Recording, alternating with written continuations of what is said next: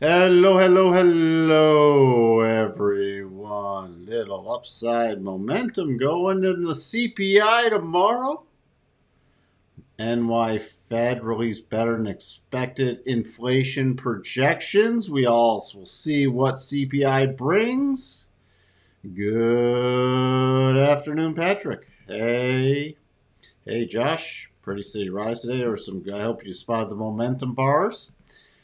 Charles. Good evening. Hey, Mike, could you look at material sector, longer term trend? What is that? Nucor new in particular? We could peek at the. I have not had a chance to do the weekly sector overview. I've been swamped. Oh, I just want a break. I can't wait for the last couple weeks of the year. Hello, the two most difficult trading days dead ahead. I think it's going to be a little more than just the 2 days. We got with the OPEX. Hey, Dr. Michael. Good evening, Anissa. Good afternoon, Jacob. Hey, Daniel. All right.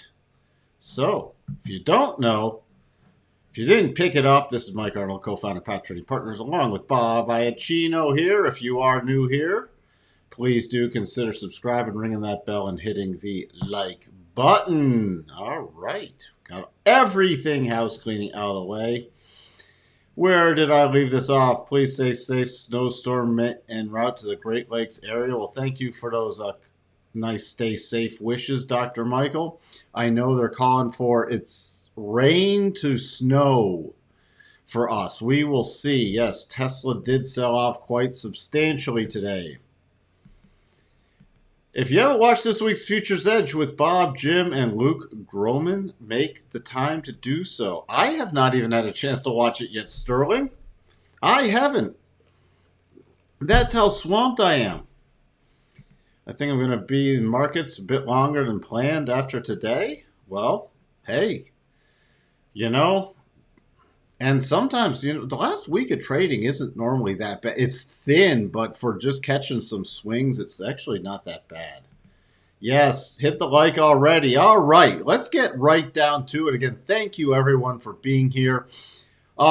This consumer inflation expectations, the headline number here that was released, came in better than expected. And we did get the NY Fed inflation number, their projection numbers out, beating across the board. And the markets did get a strong rally today. A pretty strong rally going into CPI tomorrow. Now remember, 5 a.m. non-farm NFIB business optimism index minor. But 1 hour before the open, you get all your inflation numbers out. Do not get caught off guard. I don't think anybody here would. But if you're tuning in and you're newer to the markets, make sure you're aware. 7:30 Central. And then it quiets down after that. The only thing after the open we have is Investors Business Daily Economic Optimism. But that's going to all be swamped by CPI numbers. I hate to predict or forecast. We just trade the price action. But if you want my guess, I'd say I'm saying it comes in a little hotter than expected. That would be a miss to the upside, very so slightly. But we don't trade off of that. We trade off of price action. So you see today, it was pretty hard to catch some red stocks. You had some red here, like BABA and stuff. Tesla was red. Meta was a little red, but other than that, oil, nice little bounce in oil, triggering a aggressive percent B into the rotation zone. And your mega caps did quite well today. Oracle looked like it was up after hours. Does anybody have the Oracle earnings results? You can see here, energy leading, then technology. Utilities, by the way, the 10-year double might trigger tomorrow. We shall have to see. It was sort of hard to find a bearish sector besides, basic materials was pretty much flat and consumer cyclical. So that's where we sit with the Fed watch still 75% for the 50 basis point. Back into greed mode. That's the one I was watching. Oracle and Coupa was actually this morning. We talked about that this morning. Tomorrow, Nothing. Nah, bam. And tomorrow's just pretty much a dead day on earnings, unless you're specifically in one of these companies. Nothing I'm interested in. Everything is going to be off of CPI. Come on. Come on. There we go. All right. So, Futures Edge. All right, we're getting a thumbs up for Futures Edge, the new one. I'm gonna have to get that on tonight. Rumors is that Goldman Sachs is predicting a number under 7%. Don't look at again, I need to reiterate this. The only one that's really going to matter, this is going to be under 7. This is the number I'm watching. Why? This base effect. Unless we had insane inflation, the base effect is going to take this under 7. The inflation rate. Because the hot readings from prior are going to start falling off. This is what matters. The month over month now. This is the one we got to pay attention to. Because that's what's key. Is if this is going to stay elevated, you're not going to see your inflation printing 8-9%. You're going to see inflation stuck at like 5 or 6%. And that is still bad. All right, so these are the numbers you're watching for. Don't get caught off guard. You know what? That'll just be put out there. You know, people say, oh, it come in at 6.9. Inflation's conquered. The Fed can cut or pause. No, because this can still come in. We could be sitting at 0.3 month after month after month, and inflation is going to stall out in the 6% range then. It's going to stay elevated. All right? I don't have the exact math in front of me, but this is the number you're watching for. Now, a beat case will be, if it comes in 0.2, 0.1. Then you can start saying, hey, is the Fed just going to hike in December, then maybe pause in Feb and stick on the pausing train? So we shall see. But don't get caught off guard by this inflation headlines. Look at these numbers.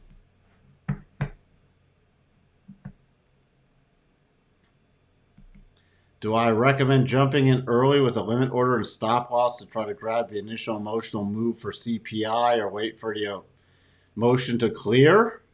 It depends how your trading platform is set up. If you have a trading platform, because these markets have been thinner and we've on these massive breaks either up or down, you pretty much have to have resting orders, and once that's triggered, what I like to do is have automatic execution orders, meaning a follow-through order based off some volatility calcs I do goes in for partial profit taking. Immediately once my stuff's hit, my stop goes in, my partial profit taking order goes in for rolling out of roughly around 50% of my position, and then trying to ride it manually as long as possible and unwind into it, and then reassess once the emotional move dies down. It's a little tougher if you're trying to do everything manually, because these markets can move so fast. I'd recommend automatic execution if you're going to try to do anything. Okay? So, food inflation is running rather hot. Food inflation is still running hot everywhere in the U.S. Going to CPI all in cash? Well, that depends on where your entries are, what your time frames are. I mean, if you got in, let's say you're still in from somewhere down here, would I be going to cash in front of CPI? No. My key stop, if I was in from down here still, my key stop would be below this on a daily. So you could get a snapback move and then bounce back after the CPI. I've told you what my line in the sand for tipping bearish is in the short to medium term. The bullish, some stuff played out. If we get above the 200, there'll be some other shorter term plays again. But you know, if you are in from today's close and you have tight stops, well, you might want to be out before CPI. If you're in with a, like, it would be asking Bob, you know, if he was here for this live stream. Bob, are you out? Bob's looking for the quarter. Does he care what the CPI number? Unless we break where his critical lows or his trailing stop is, no. He wouldn't be exiting before the CPI. But if you were trading it intraday and trying to carry a bit overnight and you're just in it from intraday, that's a different story. You know, it's all in context. All in context.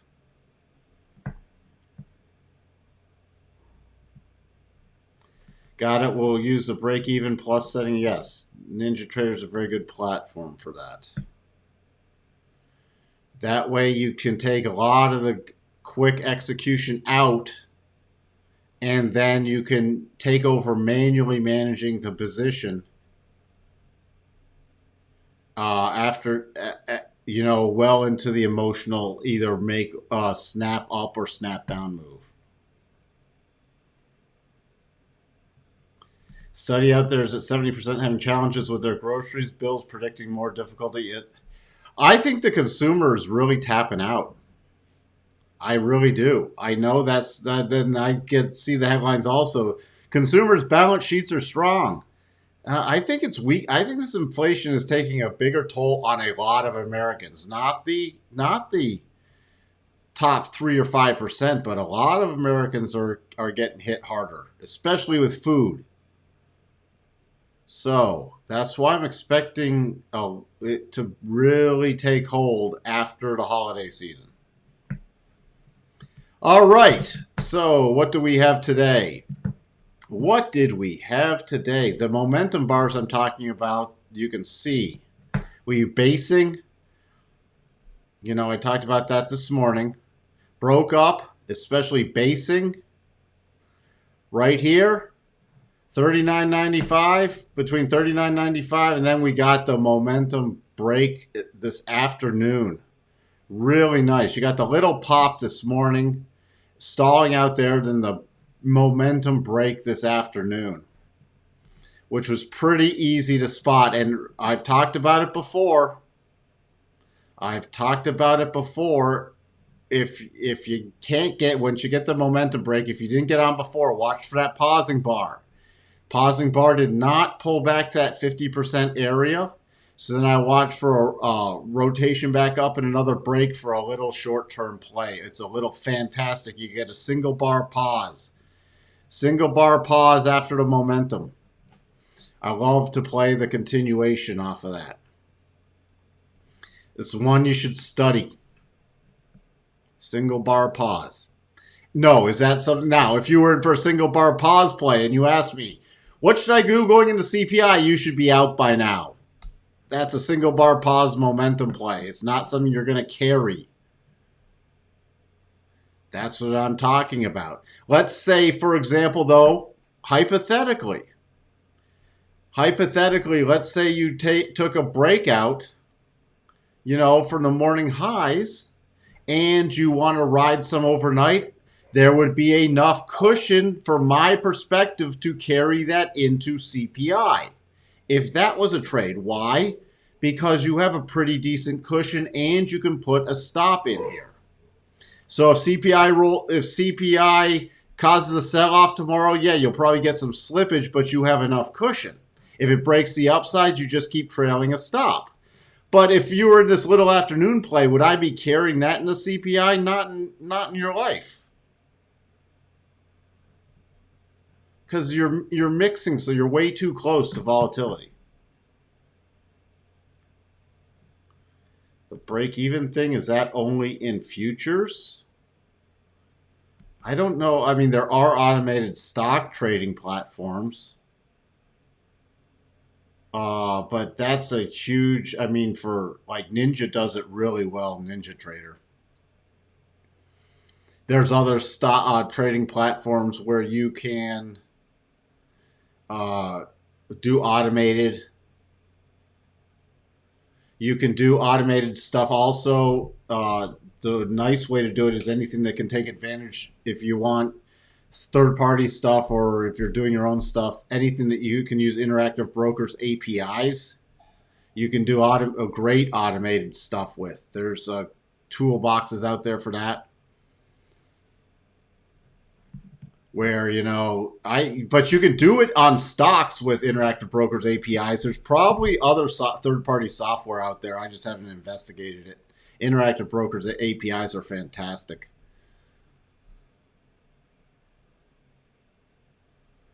So, but you can easily with automated stuff, like you could do it even with stocks, have it fully managed. I like to come up with the levels manually and then enter it into the automation.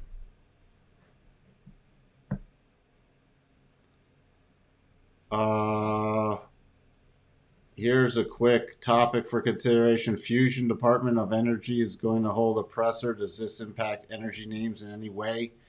I think we need more information on this whole fusion stuff. Hey, John. I can see future spike in people's.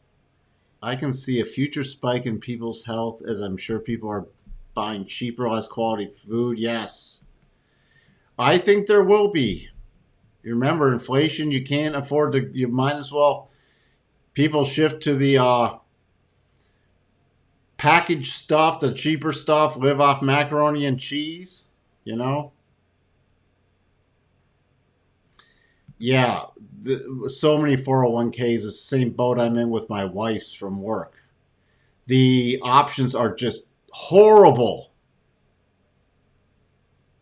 I mentioned that before. I called up, and I'm like, I want something. I'm not seeing it in your list. I want something commodity based. They're like, we don't have anything like that.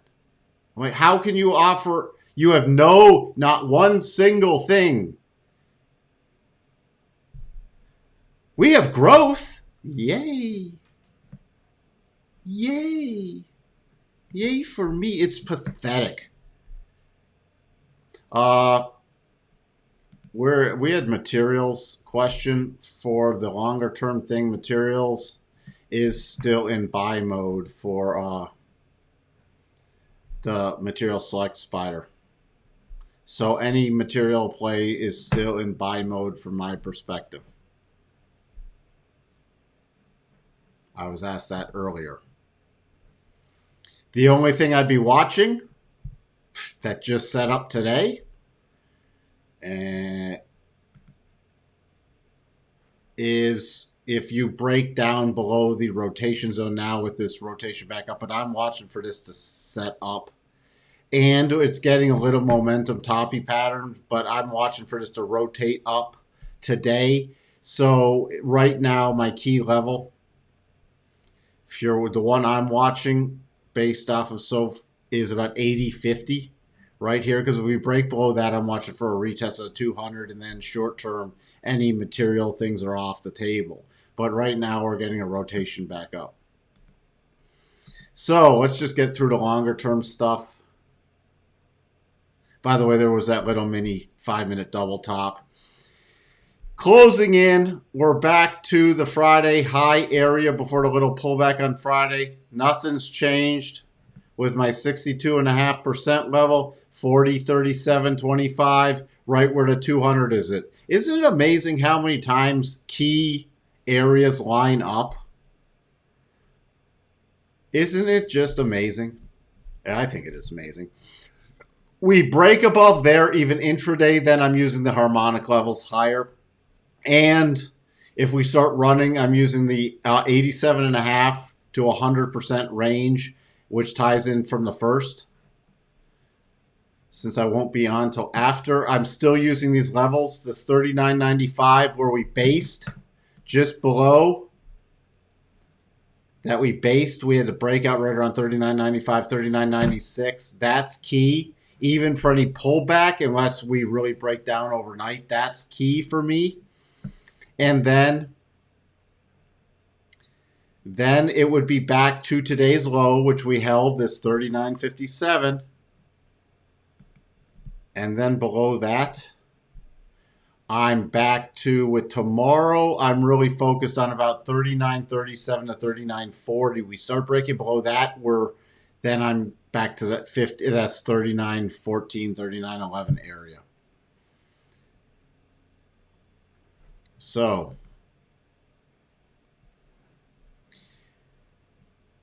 remember the never triggered sloppy double top, still technically on the table, but never triggered. 11,874 on a closing basis for tomorrow. That's the key level. On an intraday break, by the way, if it trades above, at this point, if it trades above 11,964, take the double is, that was never triggered, is gone. But on a break higher, my key areas are about 12,060 to 12,145, somewhere in here. Key support. I'll be utilizing today's lows on any sell-off move. 11,635. Then to about 11,590. We break below that, then it's going to be this low area I've talked about with the double confirmation but non-trigger. So 11,472 to, and then on a closing basis, 11,465. The Dow, look at, I mean, come on, just missing that 62.5. So no key close on the close.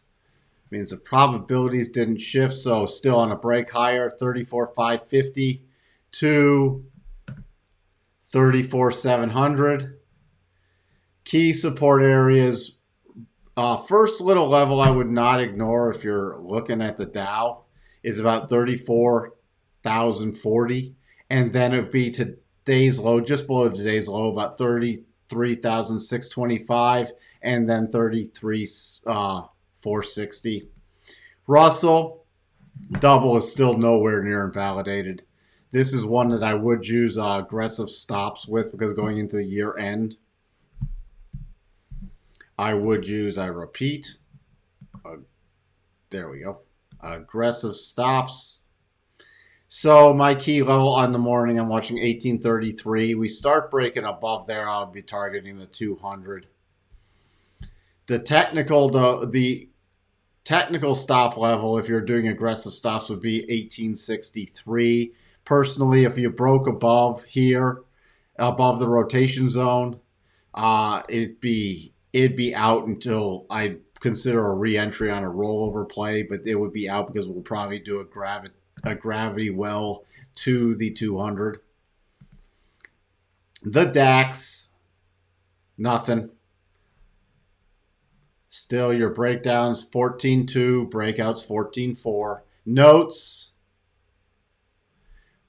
we technically did not confirm the double yet, came very close, but this is still same as before, 113.21.5. Now this, if we trigger it on a breakdown play, and it's possible to get in with any momentum. This would have to be a momentum play because if this does break down tomorrow, I doubt it'll probably go at least to the first target without a close, without the daily close. So that's the only way probably to play it. And keep in mind, we still have the gap fill, which is also going to be a magnet back to 113.07. That's the only thing I'm keeping an eye on there. Dollar index inside day. Against the rotation zone inside day. So you can see it right here. So the key thing is still the double bottom, potential double bottom is still in play. Nothing's changed there. VIX, even with the rally today, rallied. Why? Volatility going into tomorrow.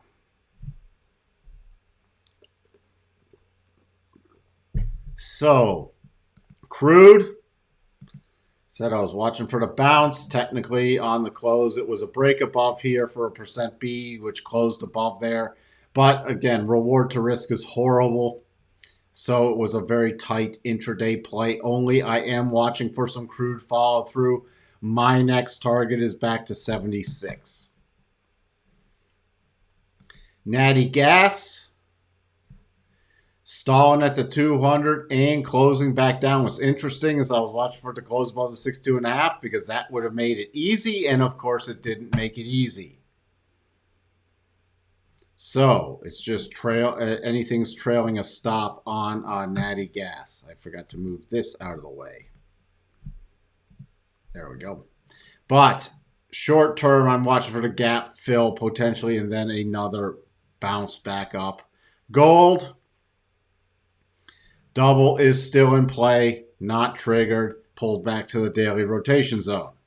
So I'm still watching for the double top in gold. Euro, double top still in play. Nothing changed there. Pound, double top still in play.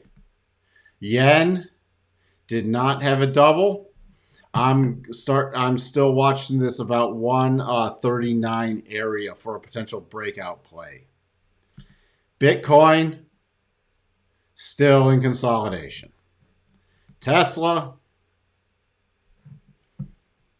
back to the lows, but this did not invalidate the double. This is still part of the down move.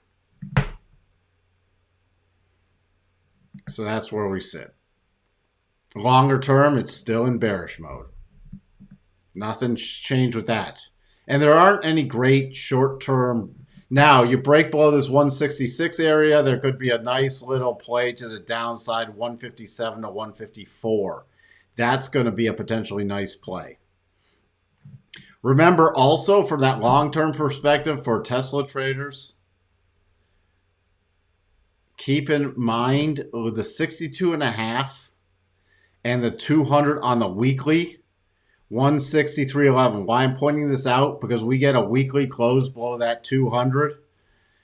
And that 62.5, that's really another nail in the coffin for Tesla bulls. Why? We could potentially easily see this return to the 110 area, 110, 112. Don't shoot the messenger. Where do we sit?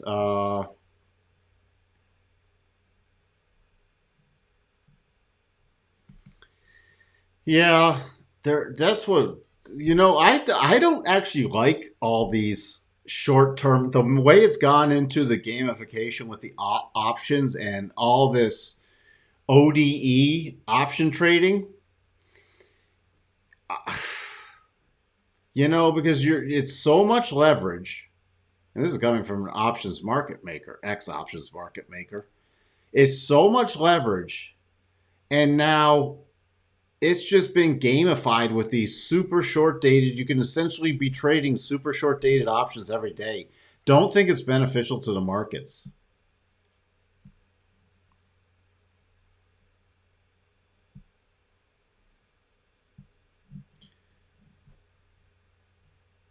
So, hey, Dave.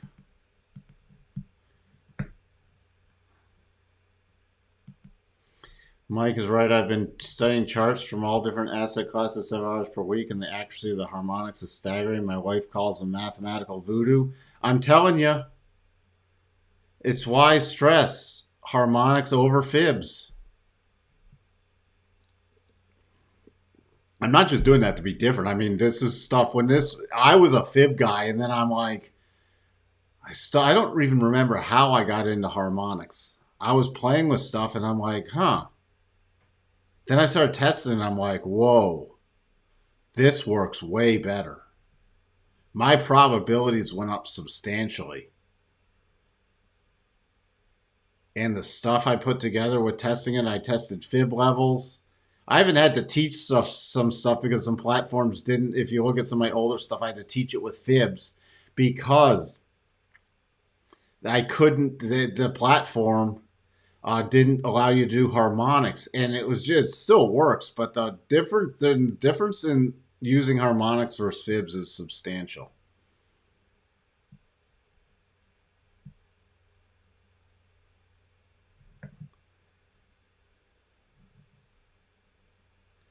Mike, the copper target could potentially be hit for copper, and the 1778 support for gold also tomorrow. Looking for 2-day plays for all these. The same with crude, copper. Come on. Copper, you still have the little mini double, which again has not triggered or even confirmed. And that would be back to potentially the 50. It's a really nice mini pattern. Does that mean longer term bearish? No. It's one of my favorite things too. These the first reaction off the 200. And then you chip away at it, and then the follow-through reaction is better. Remember, we've triggered a longer term. For those newer here who haven't been paying attention to the copper, we triggered a longer term double bottom and not hit the first target yet. This can play out over weeks. Does this little pullback, if this double top triggers, does that invalidate it? Nowhere near. It's just a little nice little pullback play.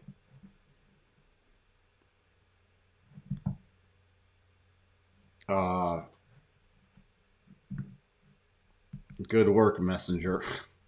Hey, is it, do I say that Marius?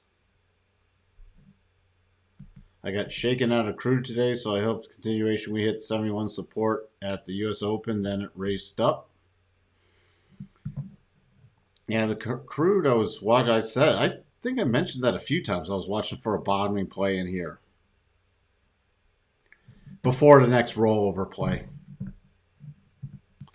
Did XOM make a double top?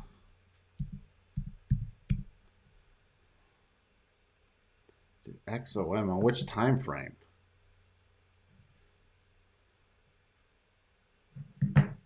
A double top here? No, this was a triple. This was not a double.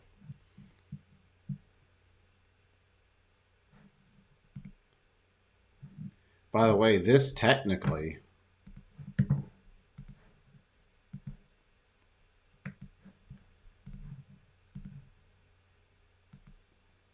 is a double bottom in XOM.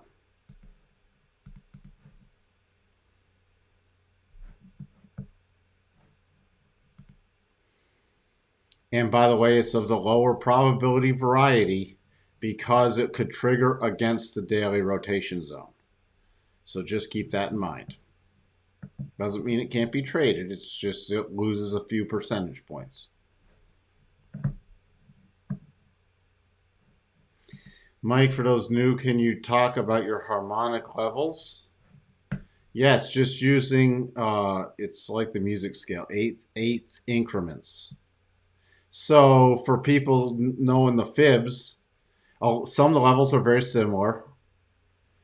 Instead of the 37, instead of the 38.3, you got 37.5. Instead of, what is it, 23 point something, it's a minor fib level, you have 25. There is some weird fib level around 12.5, but it's use the 12.5% harmonic. Instead of the 61.8, you're using 62.5. There's a couple fibs around here, 76 point something and 78 point something. Use 75. I don't know a fib around 87.5, but 87.5 is a fantastic level to utilize.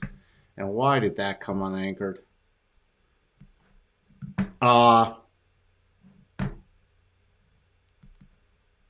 Sometimes the lines move. And then for harmonic projections, I use the 12 and the 25% projections for plays. And then for doubles, it's the 50, 75, 100. And why do I use those levels? Because you have to test with something and you're not trying to nail, like you're not trying to say is the best exact level 74.7. No, we're using 75. You know, and I tested stuff between 70 and 80, and roughly around 75 came out the best across all markets. The 50% was the best, right around the 50% was the best for stop reduction. Again, does it vary a bit between FX, stocks, futures? Yeah, but not enough that where I'm going to sit here. This is exactly the same way I do it for myself. I don't sit here and try to fine-tune everything to a single half percentage point in every market. I like to make trading a little easier. So I'm not going to try to say, well, if I'm trading the euro US dollar, the stop level should be 48, and boy, but in gold it should be 51. I'll have lists of numbers everywhere. And that's trying to over optimize. It doesn't make that much of a difference if you manage your risk and reward properly. What's the indicator name for harmonics? Well, there is no indicator name. I use the fib retracements tool and I've modified it. See, 12.5% increments. It's the fib retracement tool. So just replace the fibs with the harmonics. And for extensions, I use the fib extension tool. And if you want the harmonics, I use, you can see right here, I use 12 and 25 as the harmonic extensions.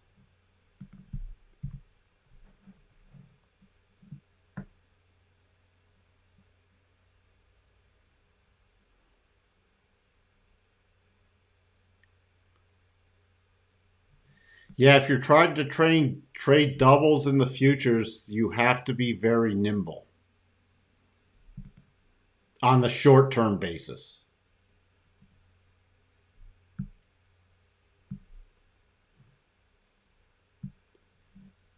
Where do I think the market will go tomorrow morning? Well, if CPI is a slight hotter than normal, I'd expect a gut reaction sell-off, and then we'd probably snap back. But I don't trade what I think. I trade patterns and probabilities. Because trying to predict that, I mean, I don't know. I do think the CPI will come in hotter. But again, I don't sit here and go around, I think the CPI will come in hotter. I'm going long before the CPI number. You're either long going into it with a sensible stop, as I covered before, which would not be a crowded stop, or you're trading the number break itself, and I talked about that via automatic methods. If you don't do either of those, wait for it to die down, and then wait for setups to occur. Every day, I see this still too often. Every day, people try to you know, there's some days that you just shouldn't trade. There's even some weeks, if you're not advanced, that you just shouldn't trade. There'll always be another trade. That's what people forget. People go, well, if I didn't buy the low, there's no trade. Oh, it's over. If I didn't buy it here, it's over. Well, what about buying the next little pullback and breakout move? What about a return to the rotation zone? Yeah, there's times when you don't want to chase stuff with toppy patterns. Then you wait for the bigger pullback. But, you know, it's how often we've seen. All right, I'll give you an example. You had the little mini double right here in XOM, right? Oh, wait, it triggered here. I missed it. Well, could have gotten even better in the closing price here, even better here, even better here. Not than these lows, but any of these entries take you around the trigger point. Even better than the closing price. A lot of trades give you multiple days, especially on a daily basis, multiple days to get into them. And if you miss a trade, you miss a trade. Trust me, there's always another trade. Always. That's why I also think people shouldn't get married to a stock, because then they try to force trades. All right. Charles, you do what's best for you. I'm just giving feedback. I've done a ton of testing. I like it better. Other people have verified it too, that I've taught this, and they're like, yeah, it works better. Yeah, I'm not forcing anybody to change. I just give out information. Test it out. Do what works best for you and the way you trade. You're welcome, Andrea.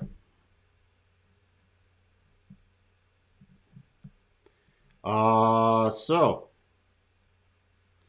that's what I'm here, just trying to help people.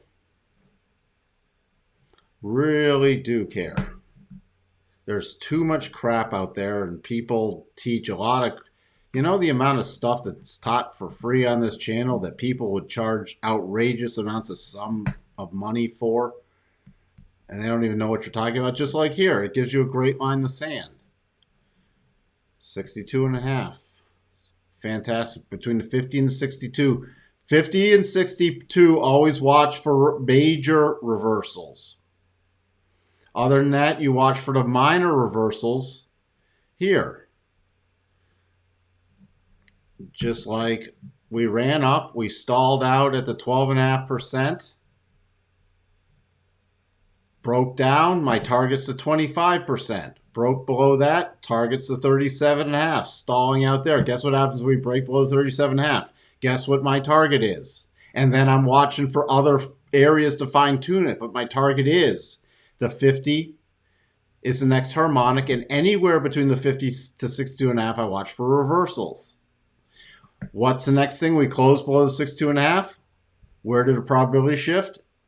You can easily target. I suggest to new people to target the next level down to 75, with the idea that once that's broken, you should then target the 87.5, because the probabilities are pretty substantial that you'll return to between the 87.5 and 100. But I tell shorter term people with targets and stop levels and everything else, to use the 75% as the next key harmonic to focus on. But that's how you can come up with roadmaps and then fine tune it with key levels.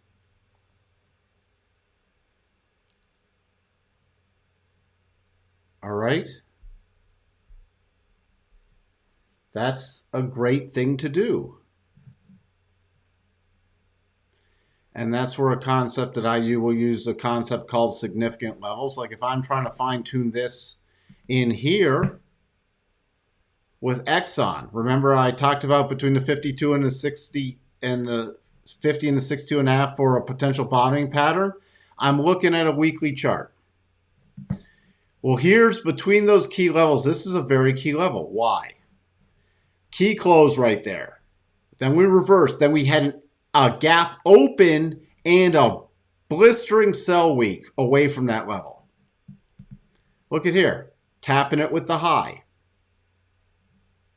Then we had it turn into resistance. Close just above that. Gap open, run up, but close back below that level. Pause just below that level. Gap open to that level, poking up and then moving away rapidly. So this has some significance. So if XOM continued to pull back, I'd be focused on between the 50 and the 62.5, and this would be one of the key areas within that range that I'm focused on, as long as there is no close below the 62.5. This is the way you can come up with roadmaps. And then look at the daily. Look, I found that level on a weekly, right? And look at this on the daily. Little pop above there, we're testing it with that low. Little double bottom that petered out. But look at this, key close. Gap down, retest with a high. Little gap open, close level after poking above it, then sell off. We broke through that level. coming back with the rotation zone and catching on that level. So I've verified it now with the daily. That's a really good level. So we start breaking below, especially on a closing basis, below 103. I'm focused on 99.25 to 97.52 as an initial key area. Let me know if this makes sense to anybody. Because I like, with trading, to have a roadmap.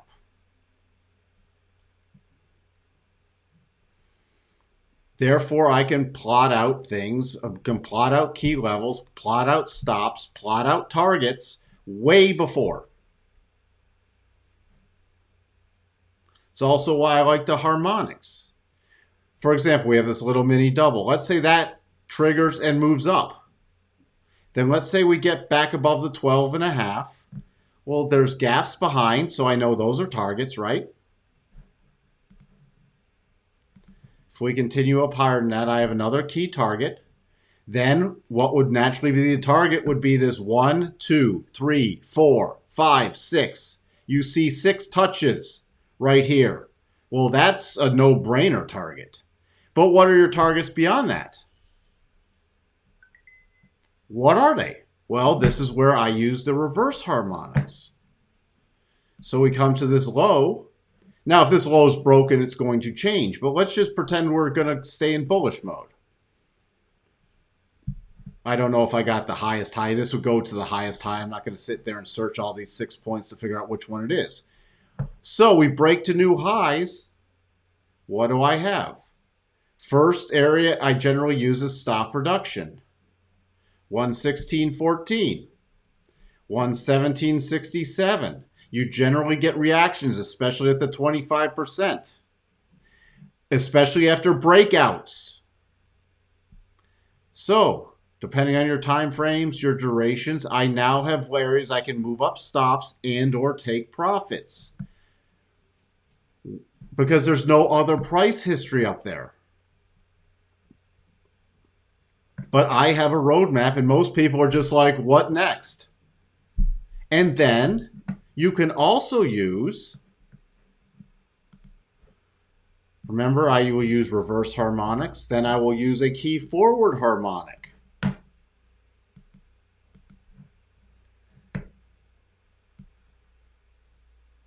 We're just going to anchor it right there because it gives me a pretty nice cluster.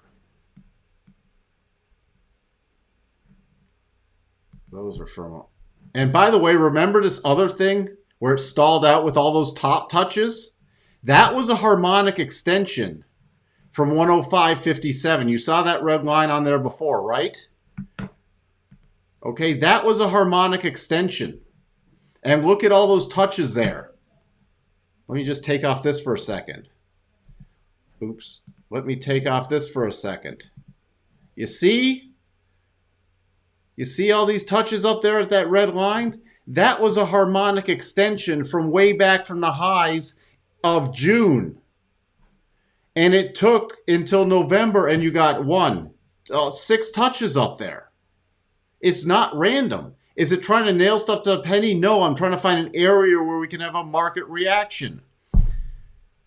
So now using these different harmonics, I'm showing you. I have a whole roadmap should XOM, and this is not saying it's going to break to new highs. Right now it's against the rotation zone. And we may, on oil's next breakdown, get the bigger pullback into a key area. But I have a complete roadmap.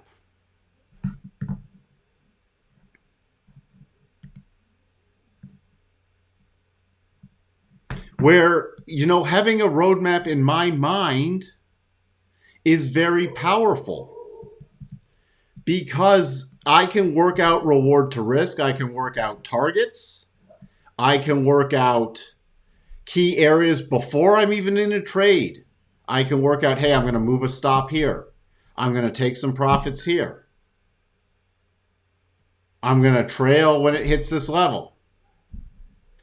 I have levels looking at here. I already showed you. We got a pullback into this area. Does that mean I just magically buy at those levels? No.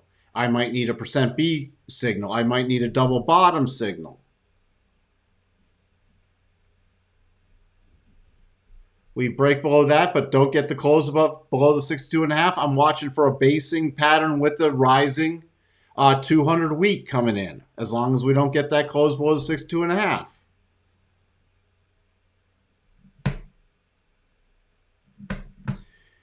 All right, I've probably rambled on too long.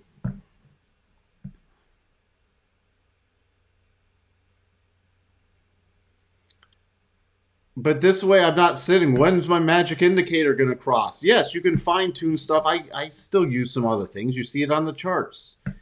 But if you had to strip it all away, I could calculate the harmonics by hand and put them on here easily. But that's just based off of price action.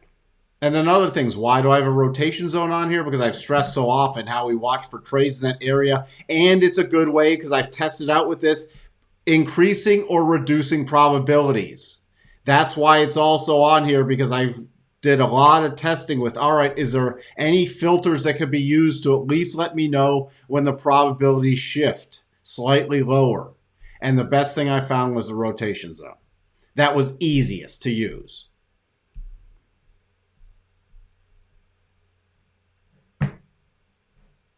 All right, I'm done.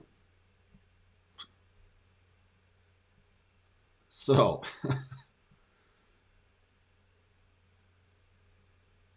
yeah, thank you. Yeah, the Bitcoin is in consolidation, no changes. Thank you for putting that in there. Everybody, if you see stuff that you can just answer or I've already talked about, thank you for putting it in the chat. You're welcome, Dave.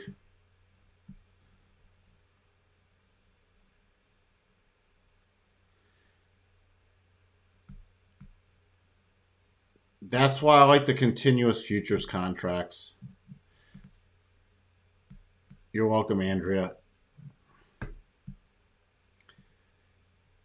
So this is,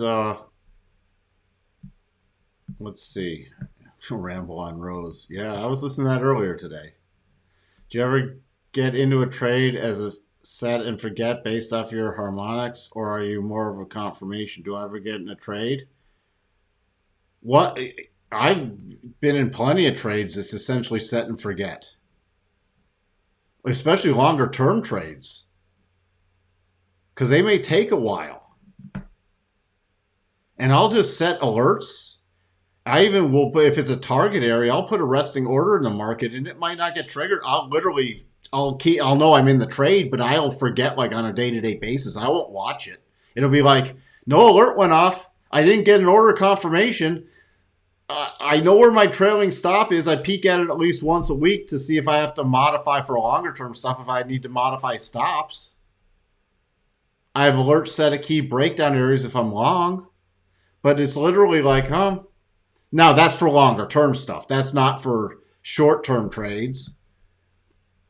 Okay? So, yeah, you can come up with these major harmonic levels long time in advance. The retracement levels, what's this? Anybody remember what this red line is on here? What's this magic red line?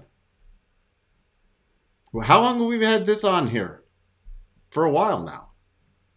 What's the magic red line? It's based off a harmonic. Why is it on the chart? Because it's a very key area for me. But I have it on the chart way in advance.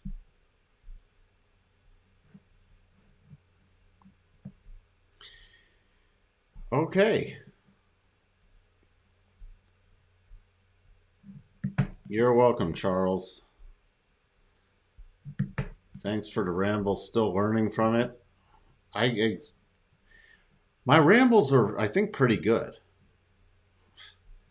You know, I guess I teach a fair amount of stuff in here. Sometimes it can be a bit overwhelming. That's why you got to keep tuning in.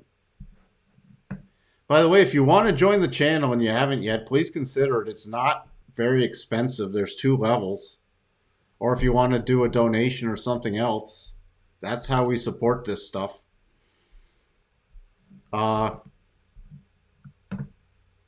All right, I think I'll call it a day. Oh, I just want to. Did anybody get the Oracle results?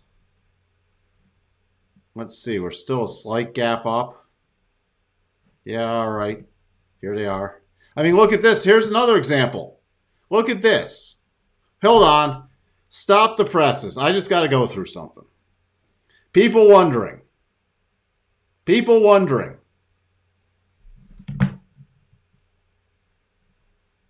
Let me just, I wish I didn't have to take off all these lines. Let me just do this.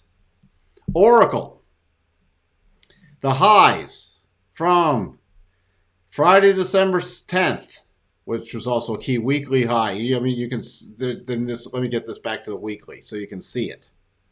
Weekly high, weekly major low, harmonics.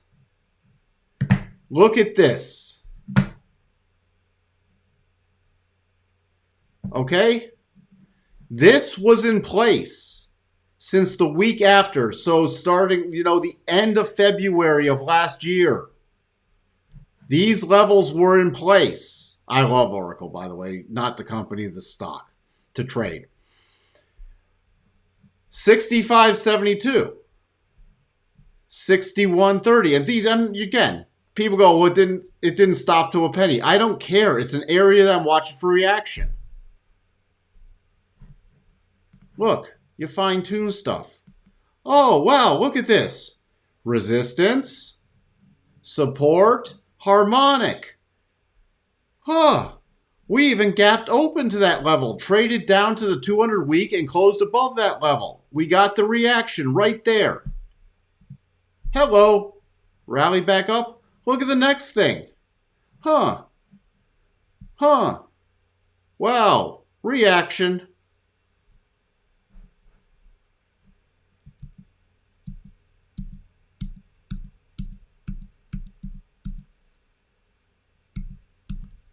There we go. There you go.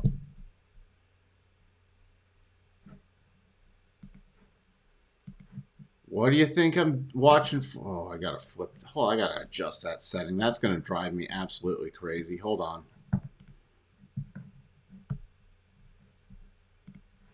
There we go. What do you think I'm watching for now? Well, what's the 75% harmonic? What is it exactly? Again, we're not trying to hit something exactly. I'm just trying to see what it is. 82.91. Well, we're trading above there. We're still trading above there. Tomorrow, what do you think then I'm watching for? We're rotating back up. We've already, by the way, it triggered a % B buy on the 8th. What was it? A beat. We're gap up there. But for a longer term perspective, what do you think I'm focusing on? Then, what is this going to be tomorrow? Unless something really weird happens, what are we going to have? Because I don't use pre and post market for the double stuff, but what are we going to have? So from a longer term trailing stop, I have a key stop area. Which, by the way, by the time that's potentially hit, the 50 could be out of the way too. So I've got my roadmap. Does that mean it has to? No. But then to tie in what I was saying before, we got reverse harmonics. So if you're trading this from the long side, let's say you were in the % B buy here, follows through with a gap, and you're trailing higher. If it does break below, if the markets get into bullish mode and keep running through the end of the year, and Oracle breaks above the highs from December 1st, my major next key area is 86.15. Then I'm going to come over here. Oh, wow, look at this. Look at this. Boom. Breakdown level. Where's my cluster? There we go. So there's your bullish. Remember how we analyze both sides? Because again, I especially do it in here because I don't know what anybody's position is. And it's been on an up move. So as long as we don't trigger this double, here's my next major target area. If we get beyond the December 1st highs. Now remember, close above the 62.5. The stall out area is between 87 and 100. So if we stall out there, it's starting to trail a stop more aggressively.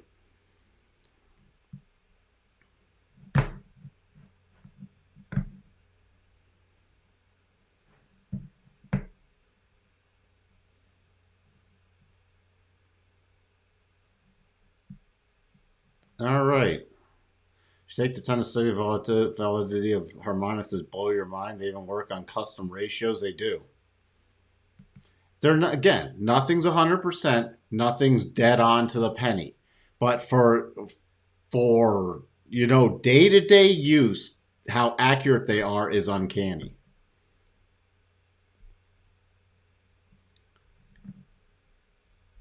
Goldman Sachs plans to stop originating unsecured consumer loans soon. Interesting. Yeah, they do. And remember, the higher time frames always carry more weight in any analysis than the lower time frames. A harmonic on a 5-minute is way less important than a harmonic on a daily or a weekly. Keep that in mind. People confuse it. It didn't stop at the 5-minute harmonic. Okay? It was a 5-minute harmonic. That's why, for stronger things, I say wait for a daily close. But it closed on the 5-minute bar below that key level. Did it close on the daily? No. Okay, well, wait. Higher time frames, more important.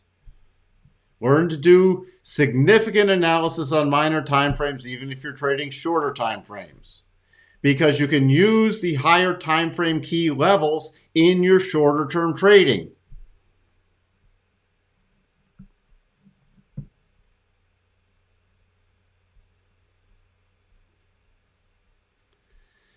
All right, I've bored people enough.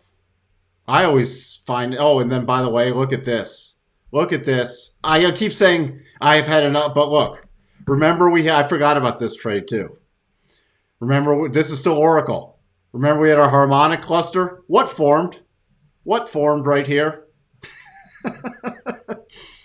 Okay, you're wondering if we have a bottoming pattern near a harmonic? Yeah.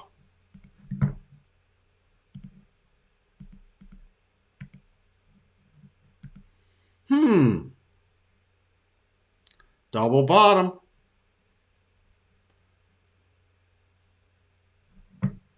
There you go.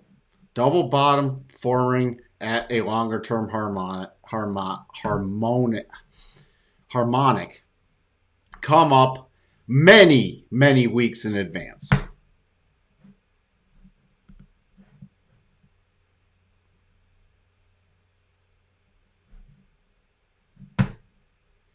I couldn't make this up if I tried. I mean, I couldn't make I'm just coming up with examples off a chart.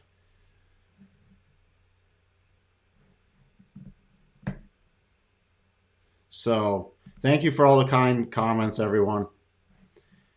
If you're not sold at this point, I mean, I'm not trying to sell anything. Obviously, you see I have very little for sale other than trying to help people. If you're not sold on trying to look at trading, that's what I'm trying to say. If you're not I'm trying to get through people a mindset of ways to come up with a roadmap and help your mindset in a trading methodology that I think will make more people successful rather than what do I do day to day? I don't know what to do. Well, you can roughly plot something out. And if you call up a chart that's an absolute mess, next, go to the next chart. There's always another chart. There's always another trade. By the way, things that have more volume and more people trading work better with most technical analysis techniques also. So don't sit and go try to find some penny stock that's traded by 6 people and go, I don't know why it's not working as well. Because you got 6 people trading it. The more active, the more participants, the higher I found, and this is true with like obscure cross pairs in forex, don't trade as accurately as your majors or even your major cross pairs.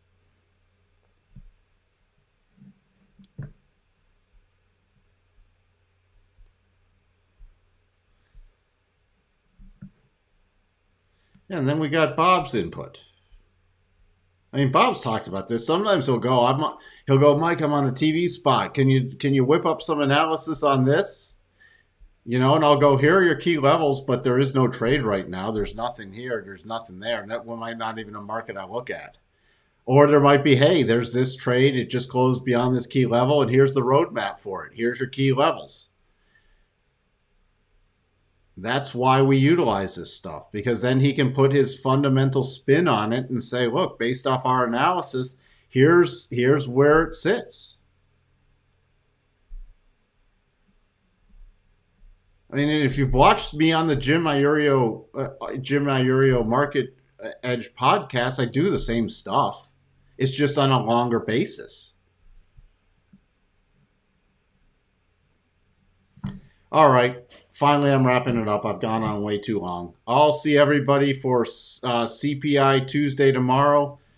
If you've learned something tonight, could you leave if you specifically learned something tonight, could you do me a favor and leave a specific comment to try to get some more people tuning into this episode? With that, I shall talk to everyone later. Thanks for tuning in. Bye for now.